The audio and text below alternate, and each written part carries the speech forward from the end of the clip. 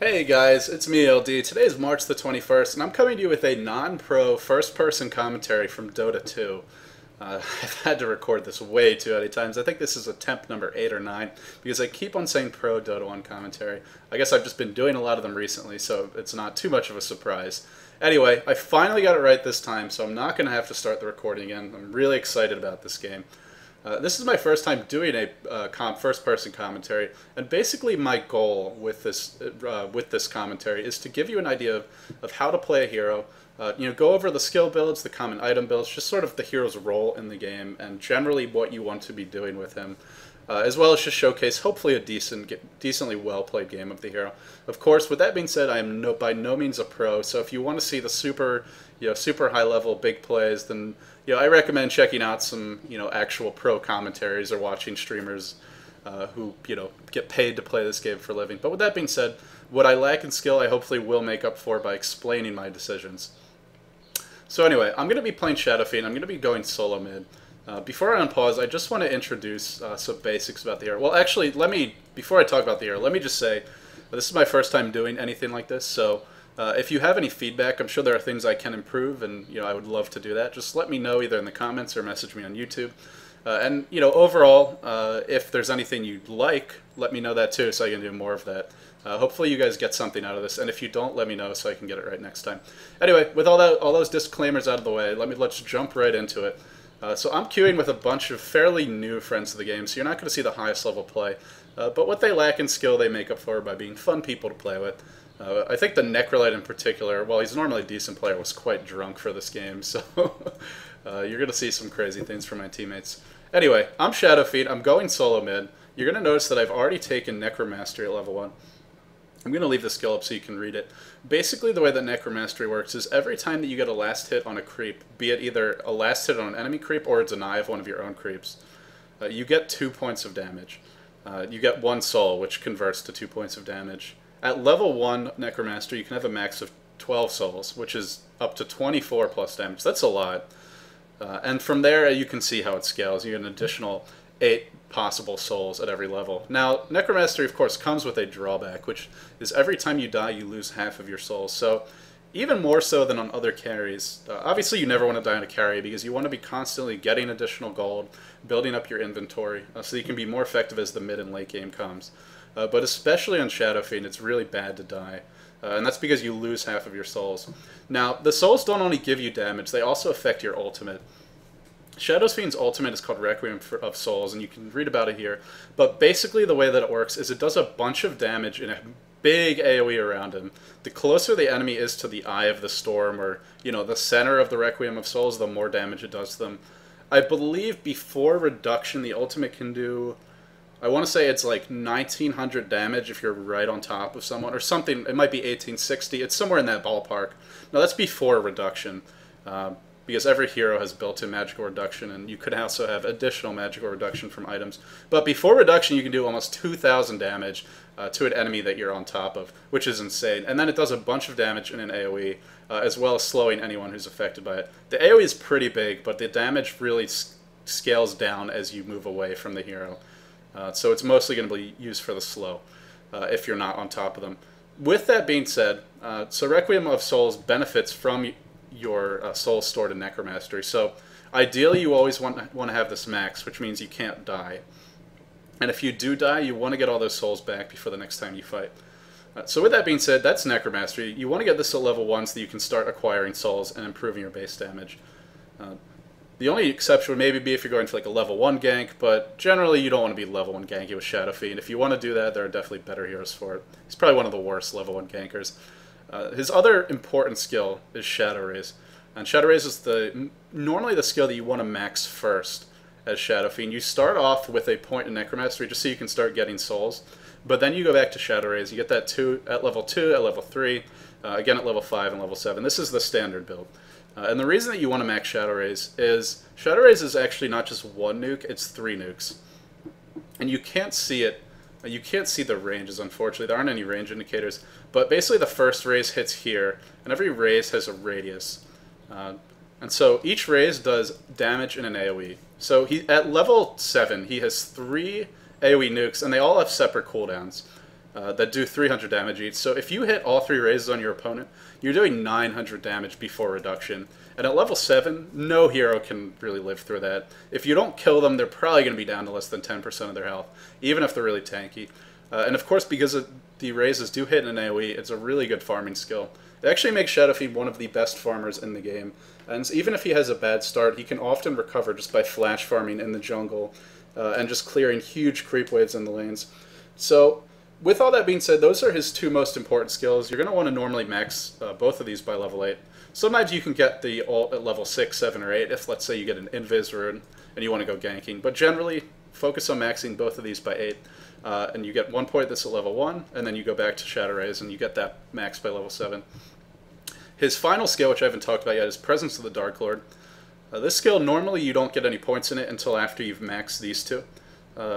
Basically what Presence of the Dark Lord does is it makes all your auto attacks hit harder. It's a great skill to have, you definitely want to get it. And it does a bunch of minus armor and a big AoE. So you'll often see in higher level play, Shadow Fiend will be combined with other minus armor heroes like Vengeful Spirit, Slardar, Tidehunter, even a Weaver, although that's normally not the most common. But the reason is that minus armor is really good, and especially if you can stack it, it lets you do things like take down Roshan really quickly. Because when you apply minus armor to him, he's a lot easier to kill.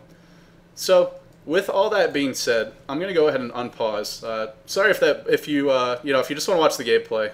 I guess you listened to all that. But anyway, we're going to jump right into the game now. And I'm just going to talk about how I'm laning the hero, how I'm playing him. In terms of items, there's a lot of variations. Normally what I like to do is save some gold and rush a bottle. And so actually more recently since this game, I've been getting like 5 branches and just a set of tangos. The reason you get the branches is because Shadow Fiend has really bad starting stats. His base damage is extremely low. You can see even with the +6 to my damage, I only have 44 base damage. I'm going to be laning it against a Furion, who as you can see, with no plus damage items, has 52 damage. So the reason that Shadow Fiend is such low base damage is because otherwise it would be too easy for him to get souls. And he already is one of the hardest snowballing carries in the game. So, with that being said, the goal for Shadow Fiend is to get a bottle as quickly as possible when you're in the middle lane. And really the goal is to focus on getting last hits. You want to get last hits to build up your souls on Necromastery as quickly as possible. And so you're going to see that really that's all I'm focused on. I'm not too worried about harassing Furion. Quite frankly, I can't do it too effectively at this point in the game. But more importantly, just because it's not what's important on Shadow Fiend. What's important is getting last hits. You'll see a big level 1 gank from Dragon. I think I actually told him not to do this, just because there's really no point. You're not going to kill him. But in any case, it's going to make my lane a little bit easier early on and give Furion something to worry about. So, with that being said, the focus is on getting last hits, and you're going to see as the lane sort of develops. I start off with Necromastery. I'm going to go back to Shadow Rays.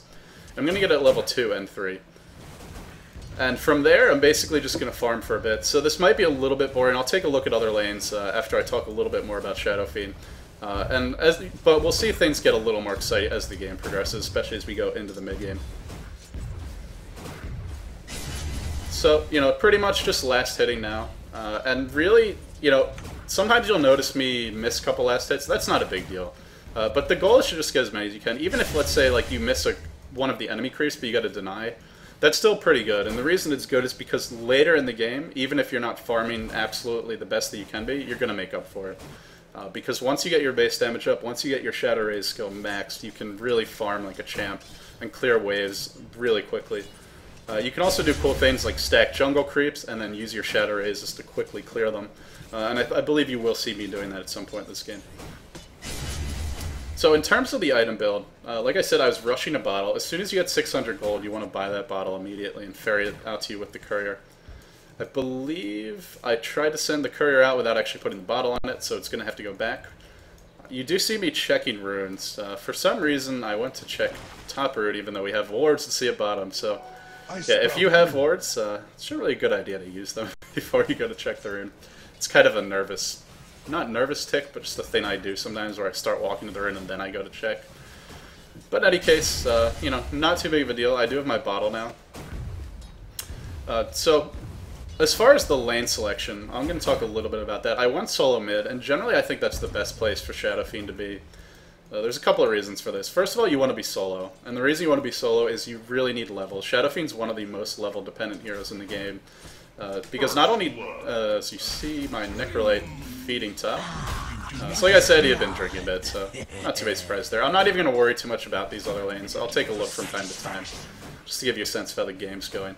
But Shadow Fiend, anyway, what I was saying is he's super level dependent, because not only does he want to have Shadow Raise and Necromastery max, but you really want both of these skills max too. And I would say he's at his strongest when he hits level 16. He's also quite strong just once he hits level 8. As soon as you max out Necromastery, you basically have a free Sacred Relic plus 12 damage. Now that's, in case you're not familiar with Sacred Relic, that's almost a 4,000 gold item, so it's nothing to be sneezed at. So he's pretty strong once he hits level 8, but he's strongest once he's 16, as his ultimate does a crazy amount of damage and slow.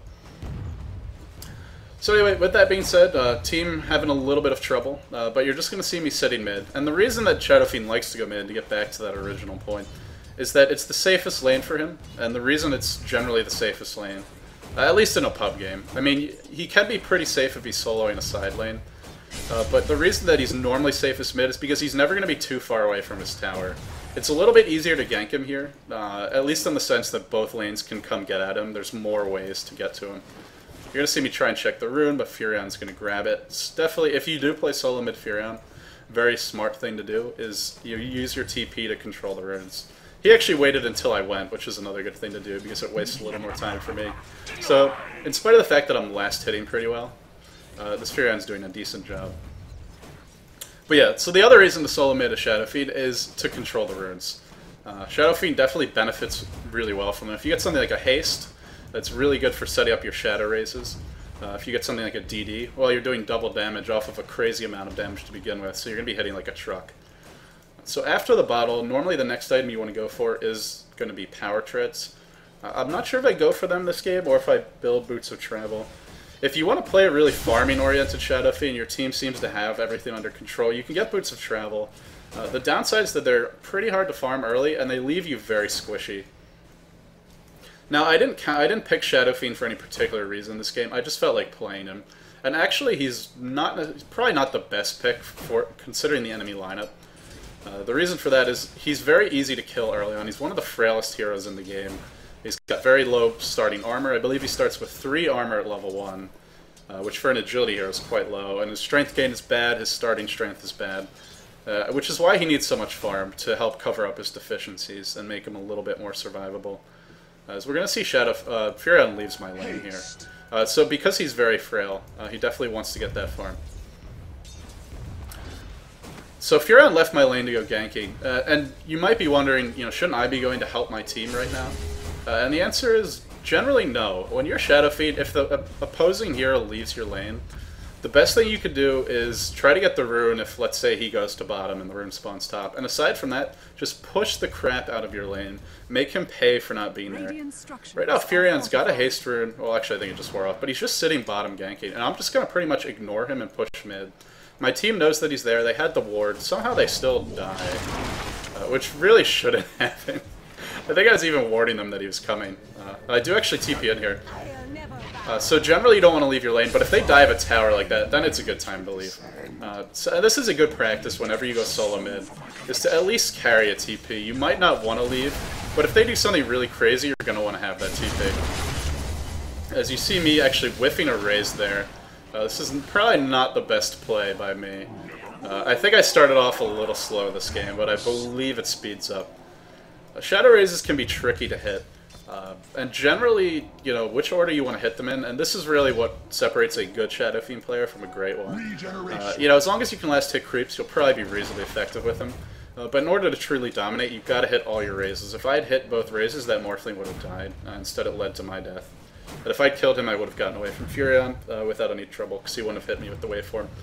So, hitting Shadow Raise is definitely a skill that's difficult to master. I don't claim to be the best at it.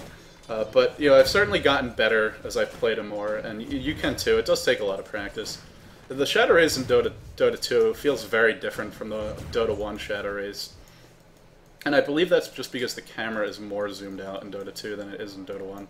Like, you see more of the map than you do in Dota 1. So, Anyway, I'm by no means making excuses. I've played him enough now that in Dota 2 that I should know better and play better, but nonetheless. So, you saw me leave the lane. I actually think I might have been better off just staying mid, especially since I died. You can see I'm down to 16 souls. I just got a last hit, so that means I had about 30 souls before I left the lane.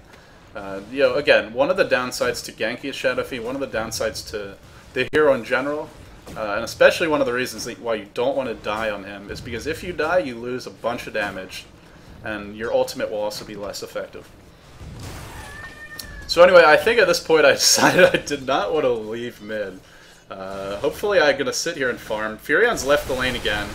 I actually leave again, so... yeah, I guess that was an okay TP, just to try and save my teammates, but... You know, to be honest, at the same time, I could have been pushing this lane, I could have been pressuring the tower, so it's always questionable to leave your lane to Shadow Fiend. I hit him with one raise, I'm probably not going to kill him though. Whenever you're chasing someone in Shadow Fiend, you generally want to try and hit them with the short range raises, which are the, well for me anyway, it's the QW, before going for the E. And the reason is, it takes a little, he's got a slight cast animation, and if you hit them with the short range raises first, then you can hit them with the long range ones as they're running away. You're gonna see Morphling inside of the Roshan pit here. Now this is a good time to gank. If you see a free kill, go ahead and collect it. Not gonna kill this hasted Furon, so I think I go back to mid. So anyway, back to the standard item build. Generally you want to get the bottle first, just allows you to spam your Shadow Races a little more, and collect the runes. Now, something I haven't talked about yet is rune controlling with Shadow Fiend. I actually haven't gotten, I don't think I've gotten a single rune yet, and the reason for that is I'm laning against Furion, so as long as he has vision, as soon as which he does, as soon as the rune spawns, he can just TP and grab it, so there's really no way for me to get the runes without just guessing and going to the rune before it spawns, which is, I don't really recommend it. I mean, if you're desperate, you can, but Shadow Fiend doesn't need runes that badly. He's not like a Tiny or a Shadow Shaman who just wants to be ganking all game. So, it's a 10-2 game, and it's not entirely surprising. We have a lot of farm-dependent heroes. In fact, everyone on our team is pretty farm-dependent, except for that Priestess, except for that Earthshaker, who still wants to get a Blink Dagger and Arcane Boots up in an ideal situation. So even the Earthshaker needs a good amount of farm. And I'm really not contributing too much yet. Unfortunately, I think I do ferry myself another TP. I may go look to help top. Not really sure. We'll see what happens, but... You know, like I said, always good to have that TP on you. Morphling's actually going to go on me here, and you can see how frail Shadow Fiend is. Even though I have almost 130 damage, one nuke from him takes me down really far. Fortunately, he's not able to chase because he only has 1 point in Adaptive Strike. Even though I'm level 9, you know, so he's going to stick around, and this is definitely a mistake by him. You could see just how much damage Shadow Fiend does. I didn't even hit him with all 3 raises, but I pretty much killed him from full health. As my cat continues to whine at me incessantly, so I guess she's not too impressed by my raises. So I'm not pushing this tower as aggressively as I could be, and the reason for that is that I'm afraid of getting ganked. I do see 2 enemy heroes up top, but I don't know where the Sand King is, and I don't know where the Morphling is. Now, Morphling's not the best ganker by any means, but he's something to be worried about, just because he does have a decent amount of nuking potential at level 7. So I'm actually going to nuke the wave and then go head into the jungle. This is a good practice whenever you play Shadow Fiend. For some reason I can't click. There we go. You can actually clear your lane and then go farm in the jungle and be back in the lane before the creep wave pushes back towards you. So I really haven't missed any lane experience, maybe 1 creep. Killed the big camp, it's going to respawn. Now I can go back to lane. Gonna miss maybe 1 or 2 creeps, so it's a good trade. So I actually popped a salve to make room for something. Yeah. So I did pick up... Actually, let me pause for 1 second as we see me TP now, because this cat just needs to be dealt with. I'll be right back. Hey, stop it. Hey! Would you shut up? God, you're a whiny bitch.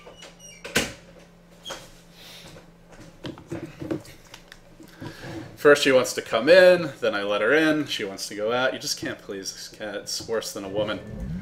Just kidding, I love women.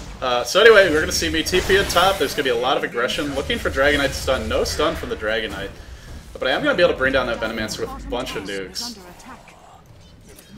So again, going back to what I was saying, in terms of the item build, now that I've gotten my Power Treads, Bottle, and Magic Wand, that's pretty much the core. At this point, there's a couple of directions you can go. You can rush a Blink Dagger, in terms of standard builds anyway. You can rush a Blink Dagger, you can try to build a BKB quickly, which is what I'm doing. Or you can go for some sort of just straight damage item like a Manta style, or even a Lothar's if you want to be cheesy. Lothar's can be good against players who don't buy awards, but generally counting your opponents being stupid, not the best strategy. So, something to be cautious about, but it can be a fun pub build. I am opting to go with the BKB. There's a couple of reasons for that. The first one is, if I don't buy a BKB, I can pretty much be killed from full health by a couple of nukes. So it helps keep me alive. The other thing it does is it makes me really intimidating in team fights, because not only can't they kill me immediately, but I can do a bunch of damage really quickly. I get big, gold, and shiny, and it scares them a little bit.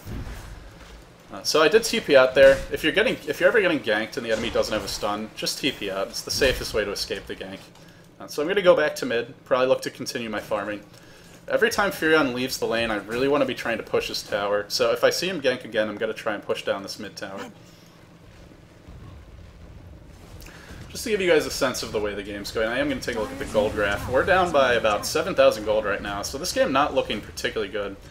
Necrolite is going to be setting up a gank mid. This should be an easy kill in the Furion if I hit my raises. And we already see a nice ult by Necrolite. Really, in spite of being drunk, Will performing pretty well there. Waiting until the Furion was hasted to actually pop his ultimate and secure the kill, so good job by him. I think I actually hit all the raises there. Furion's pretty tanky at this point. So I guess we're tired of feeding. We're back from 10 to 2 to 13 to 5, which is a bit of an improvement, and we're going to push this tower down. At this point in the game, I'm hitting like a truck. I've got 150 damage. I'm providing -3 armor to every enemy hero. And I'm attacking reasonably fast because I am an agility hero, and I have power treads, so a bunch of attack speed there. So at this point, my goal is just to continue to farm. I want to get a BKB so that I can contribute to the team. Before I have that BKB, between Waveform, Prophet, Wrath of Nature, as well as the Urn, Venomancer's variety of nukes and magical damage, and of course the Sand King, Burrow Strike, and Epicenter. They can bring me down pretty quickly. So that's my goal, is to get that BKB. I'm going to try to help my team as much as possible. Although Shadow Fiend needs a lot of farm, you don't have to just sit in your own lane and farm. He can farm in a lot of places, so I'm going to go top here. I am getting driven away from the towers. They're being extremely aggressive. But I don't really feel like this Priest of the Moon can do too much because she's out of mana. So I'm going to be pretty careful there. Looks like I'm just wondering if I'm going to hit these raises. Oh, going to chase the Furion. Probably not the correct target to chase, yeah.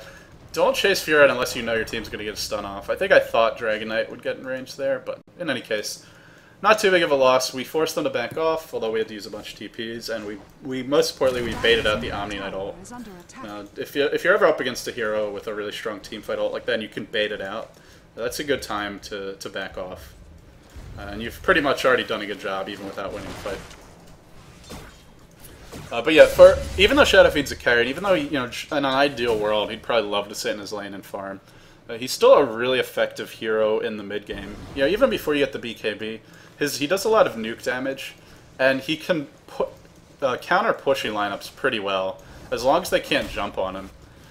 You can instantly clear a creep wave with 2 nukes if you line them up properly, and of course he's got that third one as insurance. So I'm looking to help the Earthshaker here. I don't think I have my BKB yet, so I'm a little reluctant to go in. Venomancer's gonna walk right into my ult. That was pretty unfortunate, as we see me whiffing a raise. Whiffing another raise. Yeah, so don't do that, guys. You really want to hit your raises. I probably would have killed Furion if I hit them. So that's not too good. But at the same time, I help keep my ally alive, so that's not too bad. Oh. So yeah, the repel came out at a perfect time there to prevent me from hitting the raises, but just the sheer auto attack damage is pretty insane at this point. -5 armor, almost 150 auto attack damage. With decent attack speed, it's nothing to be laughed at. Okay, so what else do I want to talk about this game? Go take just sort of take a look at the map here. We're losing pretty badly in terms of towers. as we've only managed to take down the mid tier 1, and they've taken down all of our tier 1s. This is normally what you expect playing against a Furion. But, you know, of course it's not an ideal situation anyway. One of my teammates not too happy with their lineup. Gonna go ahead and complain about it in all chat, which is, you know, of course the mannered Dota professional thing to do. Dire's bottom tower is under attack. Right, so I got my BKB. That was my main objective, was to farm the BKB.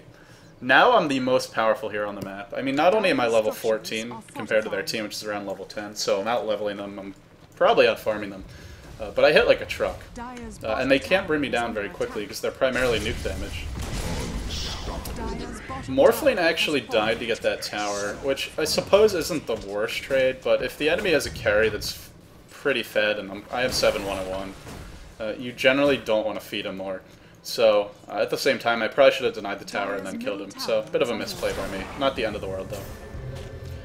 At this point I have the BKB, so I want to take this fight mid. I think I was telling my team, everyone go in now, as I'm walking in with the BKB, looking to set up a good ultimate. The fissure actually blocks them away from me, so a bit of a whiff to raise there. Could have killed the Sand Cane, but going to continue to chase frantically, screaming at this Earthshaker. So mad that he blocked me, even though, you know, it wasn't that bad of a fissure.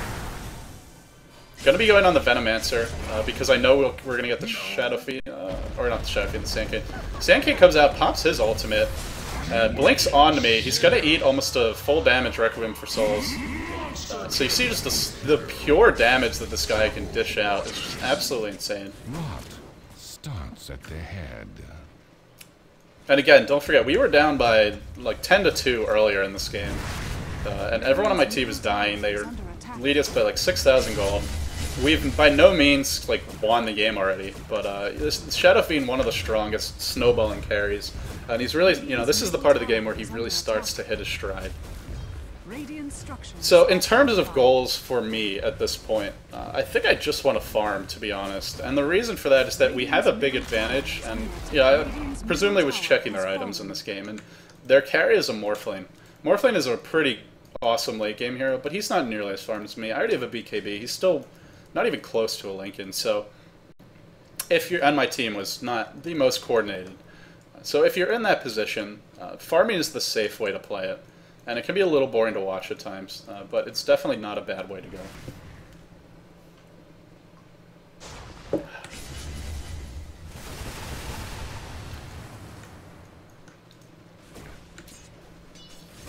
So in terms of my next item, I think I'm looking towards a Manta style here. I might go for Lifesteal first, I'm not sure. There's a bunch of items you can build. I mean, sometimes you can go for a Blink Dagger. In this game, I felt like I just needed to be as survivable as possible and as much of a threat when we're in range of their team as possible. We also have a lot of other disable to set up my ultimate and my raises, so I didn't feel a Blink was necessary. As you see, two TPs come in. So I pushed the lane from all the way over here to here in about 30 seconds. And that's just the power of Shadow Fiend. He can mow down a creep wave and have his nukes ready to go by the time the next one appears. So in terms of items, there's a lot of ways you can go. I prefer to go for Lifesteal after the BKB. You can go for a Blink Dagger. You can go for a Manta style. I think I end up going for a Manta style rush this game just because I was farming so well. But the reason that I like Helm of the Dominator is as long as you're in BKB, unless they have something like a Beastmaster Roar or an Enigma Black Hole, something reliable that goes through BKB and disables you, not only are you impossible to kill with magic damage while you're in BKB, but you can also tank a lot of physical damage just because of your lifesteal. I mean, I'm hitting for almost 200 damage now. If I had a Helm of the Dominator, I'd be stealing a lot of that back. So that's why I think it's a pretty good item to go on, and a pretty reliable item in pubs.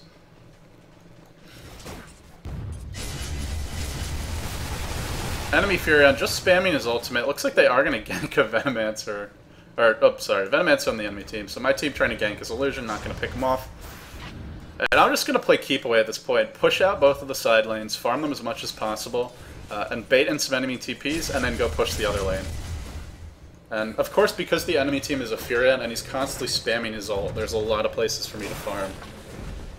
This is, if you ever play Furion, not that this commentary is about him, but please don't just spam your ultimate on cooldown to farm.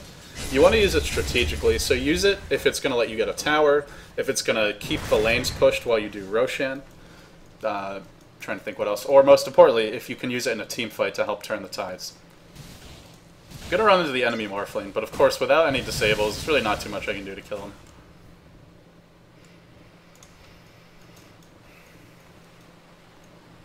So I'm just gonna be farming it up a little bit. If you look at the heroes on my team, I mean, we're really not doing too well in terms of item progression.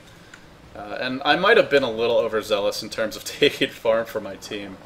Although I am level 18 at only 23 minutes into the game. We can see that Mirana has a Yasha and no treads. Earthshaker nowhere near the Blink Dagger. Oh, huge team fight. I guess we're going to watch that. I do pop my ultimate, take out the Omni Knight, as he was disabled that entire fight. Even though Sand King is repelled, it does not matter because I'm hitting so hard. Morphling runs into Fiend. Yeah, I think part of the enemy team's problem this game is that they underestimate just how hard I can hit a Shadow Fiend. But they do have a Furion, so they're going to be pushing bottom, and I'm forced to TP out to go defend it. My team is going to pick up the tower kill. One of the, just the power of Furion here. And, perhaps an argument for going Boots of Travel in this game instead of Treads is just to help you counter that Furion. You don't have to spend money on TP scrolls, and you can go and deal with him when he's pushing the lane. It also gives you a little more move speed, so hey, another reason to pick it up. So I think Boots of Travel would not have been a bad choice, although I did go for the Treads. At this point, things are looking okay for the team. We're only down about 2,000 gold, and we're leaving levels. My team decides to stick around for some reason. I think I told them to back, but, no big deal. Just going to be a quick little feed on the Earthshaker. He doesn't need a Blink Dagger anyway. And I'm going to go head over to mid and just continue farming.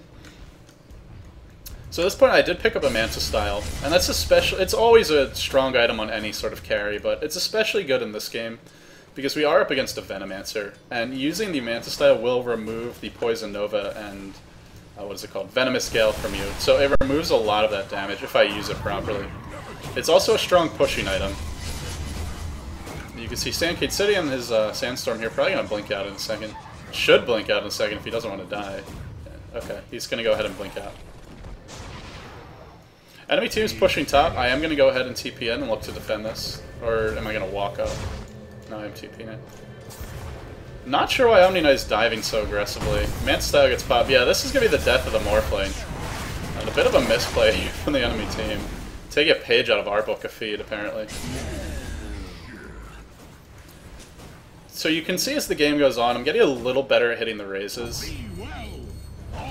Part of that is, and part of the key to playing the hero well is just being patient. If you try and rush a raise, sometimes you'll end up being facing the wrong direction. Like if you run into a creep, or you're trying to run around a corner, the hero can turn the wrong way. Sometimes they'll try and juke, and if you just wait for a good opportunity, you won't waste a raise. And sometimes you don't need it; you can just auto attack. So definitely, that's important: is to be as patient as possible. Don't be afraid to drop the raises if you see an opportunity, and don't hesitate for no reason. But patience is often a good way to make sure you don't mess them up. And plus, as long as you're holding on to them, it gives your opponent something to worry about. So Furion did opt for, I think that's a really late Midas. Yeah, I would not, don't do this. If you're playing Furion and you're going to build a Midas, you got to get it early. If you build a Midas late, it takes a long time to pay for itself. You have to use the Midas 10 times before it'll pay off, as it gives you 190 gold each time. So, it does give you the experience boost, so that's nice, but because the cooldown is 100 seconds, that's about 1,000 seconds, which works out to, I think, like 16 or 17 minutes to pay off for it if you use it on cooldown. So definitely not advisable to buy it this late, unless you expect the game to go for 70 minutes. And even then, if you're not the hardest carry, it might not be the best idea. So the enemy Furion just spamming his ult on cooldown. One of the other downsides to that is he's denying the Morphling a lot of farm.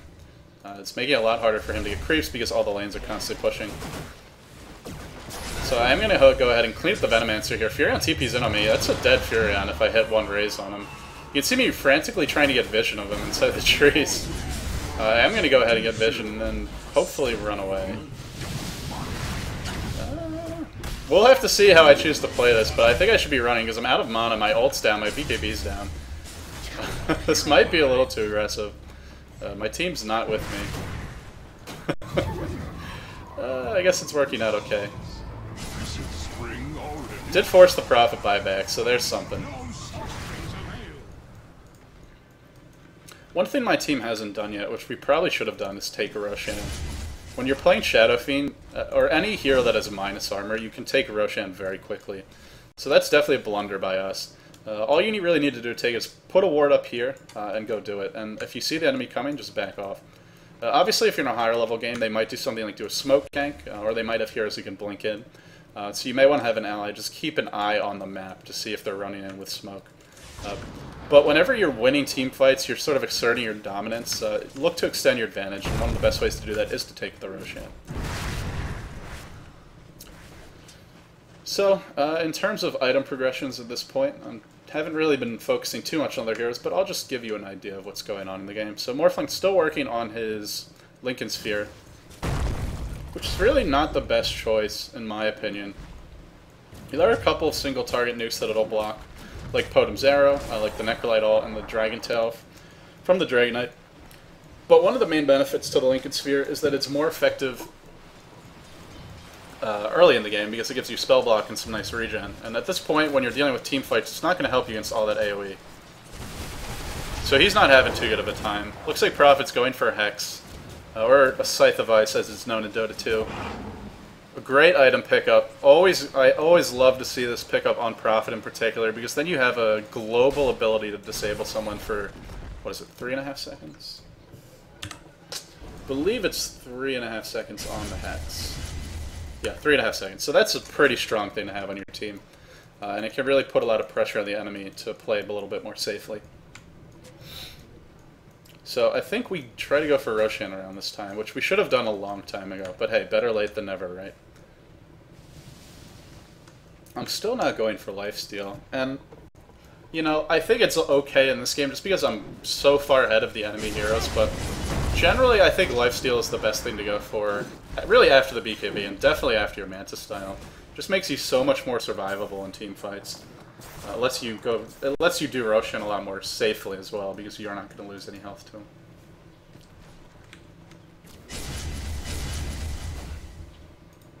So you can see, you know, just pushing all the lanes out constantly. At this point, we have pretty good map control. We're dominating pretty hard. So, you know, not a bad way to... Whenever you're winning like this, push your advantage. So, you know, not only do things like go for Roshan, but also take towers that are still available. If a tier 1 tower is up this late in the game, you definitely want to be taking it if possible. It's just free gold that your team doesn't have at their disposal.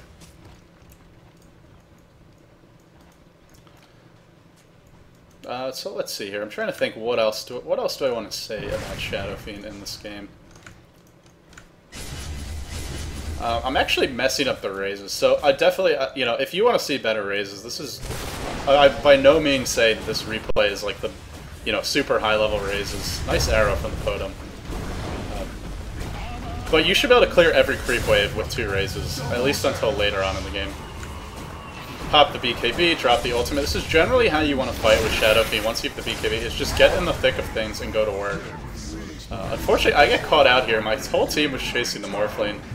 I was pretty sad at that point, as they called GG because I died and they got 700 gold. But, you know, it's not a big deal. We lost the team fight, but it's not the end of the world. Although I think I lost like 1,000 gold there.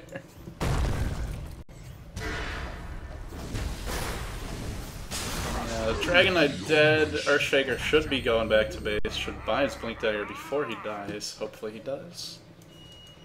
So that was me being over-aggressive. Fighting under the tower, not the best idea. I also didn't save my Manta style. You want to save the Manta style to remove the Poison Nova and the Venomous Gale. That did a lot of damage to me, especially once the BKB wore off. And I also got sprouted under the tower. So a couple of things I did wrong there. You can also use Manta style to get out of Fury on Sprout, depending on how you use it. Sometimes it won't work, but generally it's a decent way to counter it. So, in any case, you know, again, not a game-breaking team fight, but, you know, something I could have done better. In terms of the gold per minute, I mean, you can see I'm almost doubling Morphling's farm. And Morphling farms pretty well, but he is fighting his Prophet for farm, his Nature's Prophet. So that's part of the issue. And then it's just, the other issue is that Shadow Fiend is, and this is one of his main strengths, is he farms so damn fast if he's left alone. With 3 nukes doing 300 damage, and all of them being on such a low cooldown, you can clear creep waves extremely quickly. So even though he doesn't have the best skill set in terms of like raw late game potential, you know, he doesn't have bash, he doesn't have evasion, he doesn't have built-in critical strike. So he's not, you know, he's not the best hero with absolute max inventory, but he can get to those items a lot quicker, and that's really what makes him so strong. And you can see right now, Morphling still doesn't have his Lincoln Sphere, and I'm already going towards a Butterfly, already having completed the Manta style in the BKB. I really hope after the Butterfly I go for Lifesteal, because it's such a good way to deal with, you know, all these nuking heroes, just being able to tank up while you're in BKB form. And even when you're not in BKB, it can be a pretty good way to survive. So, we'll see what I go for. I actually don't remember offhand.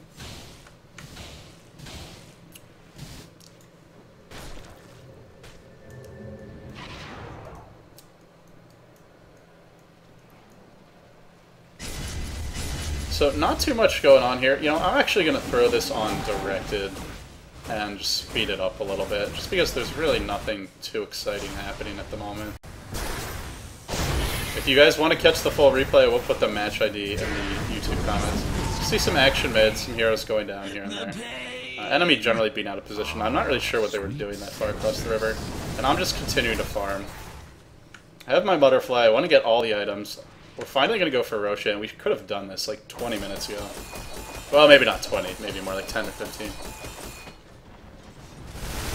Actually, no, I will put it on player perspective so that we can at least, since this is in theory a Shadow Fiend commentary, you can see what I'm looking at.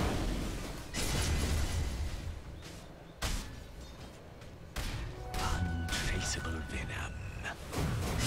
So just continuing to farm, continuing to farm. Part of the reason that I farmed so much this game, and certainly I think we could have been more aggressive and probably gone for racks just because of how far ahead I was I just didn't feel particularly confident in my team's coordination. And so the safe way to play it, as well as my own raises, as you probably saw, I was missing a bunch of them. So, you know, for that reason I farmed maybe a little bit more than I needed to. But at the end, it ended up working out okay, I think. So you can see I'm finally going for Lifesteal. Should have done this a while ago. But, like I said before, better late than never.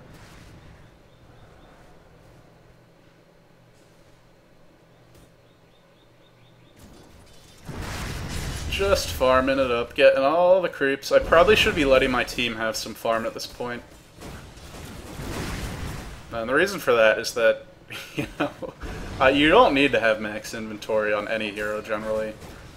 You know, yeah, you can still carry, but hey, it would be nice for the Necrolite not to die instantly to a couple of nukes, for example. So anyway, with our huge advantage, we are going to be pushing this tower, looking to assert our advantage by gaining some additional map control, and I believe we actually go for racks here, so we'll see how that works out.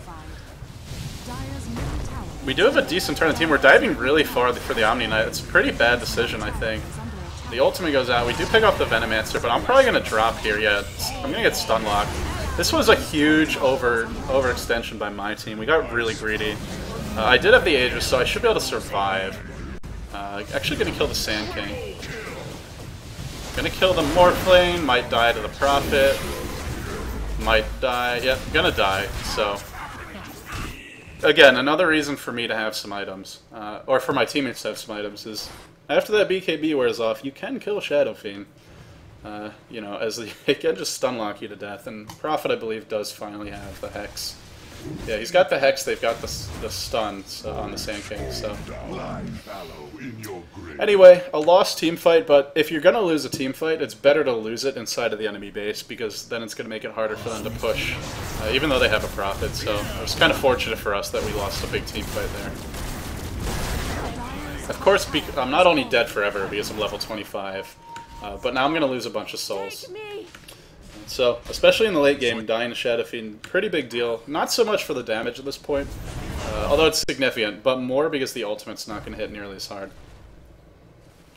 And there's some sort of bug with the TPs, like where I couldn't stack them, so you can see me waste like all sorts of time with this. Really should just be defending the base, but not the biggest deal.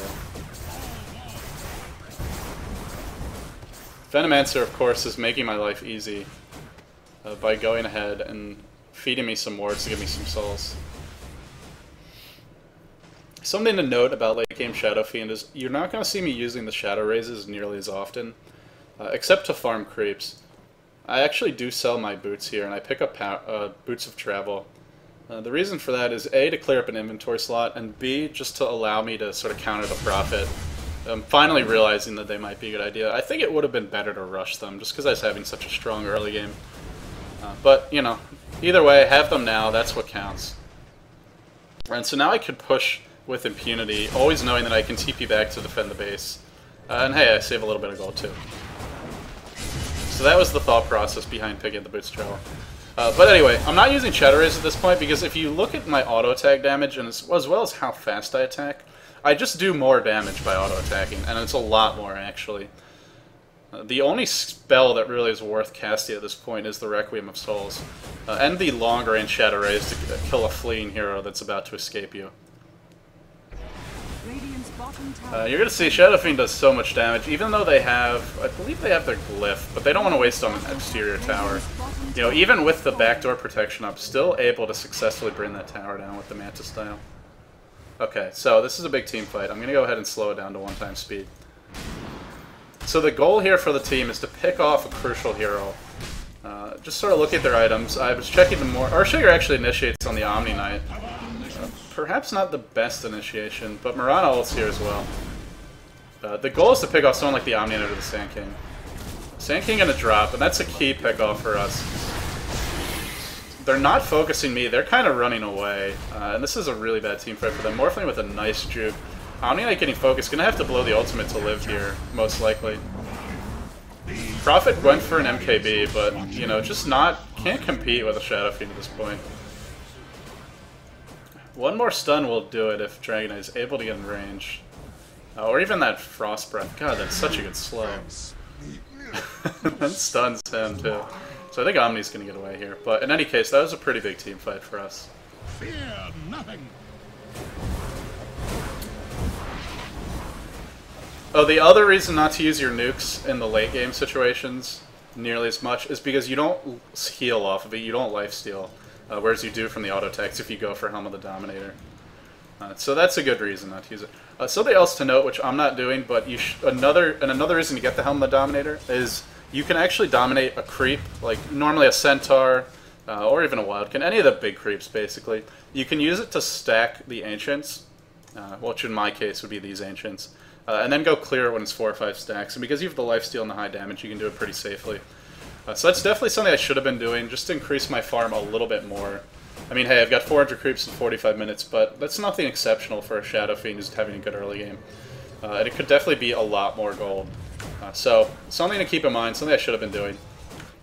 I think part of it was I was spending a lot of time trying to lasso my intoxicated teammates into playing together, so maybe a little distracted, but that's no excuse. There's always room for improvement. I certainly have it. This is the beauty of Morphling, as well as heroes like Darkseer, is even though I just do it, or I guess another example would be Shadow Demon, I do like a disgusting amount of damage, but so do my illusions, and the illusions get the evasion, so Morphling probably should have been doing that earlier, but hey, at least he's doing it now, as making an illusion of an extremely powerful enemy carry. Okay, so this game's going a little slowly. I'm sure you're getting bored. I kind of am as well, so I'm going to speed it up to 2x speed.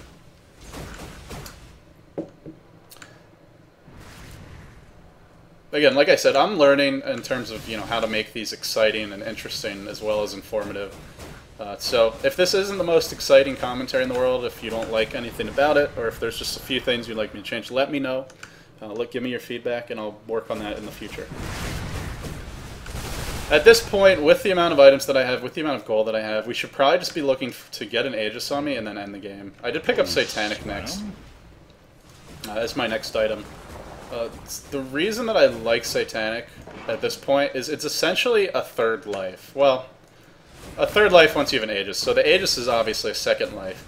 And what you can do with the Satanic is just pop it when you get really low. And with 175% lifesteal, in a couple of auto attacks, you're going to heal back to full. I mean, I'm doing, what, like 350 damage per attack? Something like that. And so almost 200% of that, it's only going to take 4 or 5 auto attacks for me to be basically back at full health. So that's why the Satanic is good. It gives you... it doesn't actually give you an extra life, but it's the next best thing then. Oh, gotta pause. Alright, so big team fight coming up. We're getting initiated on. Just gonna focus my perspective. Omni Knight blows his ultimate on himself. Definitely not how you want to be using that ultimate. I am gonna get stunned here? No, I guess I'm not getting stunned. I'm doing a lot of damage though, and they're just not able to focus me. At this point, my team is pretty scary. Sand King comes up, pops the Burrow Strike, as well as the Epicenter. I should have used my BKB a little sooner. The ultimate comes out. Gonna be pretty much just right-clicking my way to victory here. I have the Satanic. I really need to pop it before I die. You see me get stunned right as I use it, which is extremely unfortunate for me. Thank God I have that evasion. I kill the Prophet. He's the only thing that can actually go through the evasion with that MKB. And the late game Shadow Fiend. So, I was pretty happy about that team fight because I basically killed their entire team by myself, especially towards the end. And I focused the Prophet first, which is... I don't even know if I noticed he had an MKB. It's kind of in my own little world, this game. But if you ever have a butterfly and the enemy has someone with an MKB, try to kill him first, because he's going to be doing a lot more damage to you. So pretty lucky team fight for us. Kind of unlucky for me that I popped the Satanic when I did. I should have been keeping a better track of when the Sand King stun was up. As that's the only thing they have besides the Morphling Adaptive Strike and the Hex, which can actually prevent me from attacking. But you see the power of the late game Shadow Fiend. I mean, just so not so much on the skills, although they're certainly good, but just the amount of farm that I have. I have the items I need to win these ridiculous engagements. As my team is being a little bit rude and pausing. I would never do such a thing. I'm one of the most well-mannered players in the world. Ferdinand's got a TP in, and this is not a good idea. I don't know what he's hoping to accomplish. Actually gets bashed by Roshan. Oh man, that was really unlucky for him, but... Oh, and my team continues to have filthy manners. I swear they're normally more polite than this, and just pause the game to sort of rub it in their faces. But anyway, at this point, I don't even have room for the Aegis, so I'm just gonna give it to the Necrolite. Gonna go ahead and speed the game up, because I believe at this point, you know, now the gold graph should be firmly in our favor. Only 2,500 gold. That's the power of the Prophet and the Hand of Midas on their team for you. Where is the experience graph? Oh, my hotkey's not working. Well, be that as it may, we're going to speed this one up. At this point, I pretty much have max inventory. The only thing I could possibly build is a Bariza, which I actually just finished. I consider this to be the best like late-game Shadow Fiend item build in terms of the most damage you can get. And as well as giving you a good amount of survivability. You can go for an MKB instead of Bariza if they have someone with a butterfly just to go through the evasion. But at this point, I basically have 2 lives. You could say 2.5. Between the BKB and the Satanic, I'm not going to die when I'm using those. Oh, I should have... I'm going to go back, just because you know, hey, if you stuck around this far, you might as well see that team fight. So... and I believe we won that fight because you see the GG well plays coming out. So anyway, big team fight about to come up here. Yeah, so Manta is like a half-life, just because if you save it instead of just using it to push, yeah, don't do what I just did. But anyway, big ult comes out. Sand King eating some raises, getting healed, just doing a lot of damage by right-clicking. I'm begging for help from my team. I'm running away. I'm gonna come back in. I should be using the Satanic, I'm not sure. I have no idea what that raise was. So anyway, you saw me turn the Satanic on, instantly heal up to full health. That's why it's one of the best late game items on a carry, because it's, you know, again, if you can get those auto attacks off, you basically have an extra life. You can see I'm critting for 1,500 damage, or 1,400 damage now. Pretty insane. You know, even, again, not the best late game hero, but hey, if you get these items, you can carry on almost anyone. So, I'm going to go ahead and speed it up just a little bit. They can't really defend at this point. I mean, they're 2 on 5. They'll probably try to. We should be able to just A-click our way to victory in their base. So that's pretty much going to do it for the commentary. We'll just see a little bit more, you know, Fountain campaign generally being overly aggressive from my team. But I was trying to be well-mannered and just end the game, so... Nope, just kidding. Going for some Fountain camping. All the pros do it, so clearly it's a good thing to do. Getting all sorts of things happening, but I'm still okay because I have a lot of items. Yeah, don't do that. Don't use Shadow Rays. Like, see, I did nothing with those raises. There's no reason to be using them at that point in the game. You're much better off auto-tagging, so I don't really know what I was thinking there, but it's not a big deal. I have buyback. We're about to get their throne anyway. And getting the... I keep on using... Oh, a nice trap there, but again, one of the benefits of having the Manta is you can use it to get out of not only the Sprout, but also just unit surrounds. Which I did there, even though it didn't matter. So, that's going to do it. I'm going to wait for the final scoreboard to come up, just so you guys have something to look at here. This was my first Dota 2 commentary in 1080p. So, also, if there are any technical issues, since I didn't mention that, definitely let me know about those as well. You know, if it's lagging or anything like that, I might just go with 720p instead. Okay, guys, so that's going to do it for the commentary. I guess the takeaway points, if you've bothered to stick around this long, are focus on last hitting early, try and get as many souls as possible, go for a quick bottle, if you can, solo mid. Don't leave your lane too often unless you're going to get kills or your team desperately needs you. If you don't leave the lane, push the tower as hard as you can. Spam your nukes right before the creeps, right before the rune spawns to push the wave, so you can go and get the rune easier, or at least force your opponent to miss experience if he goes for it.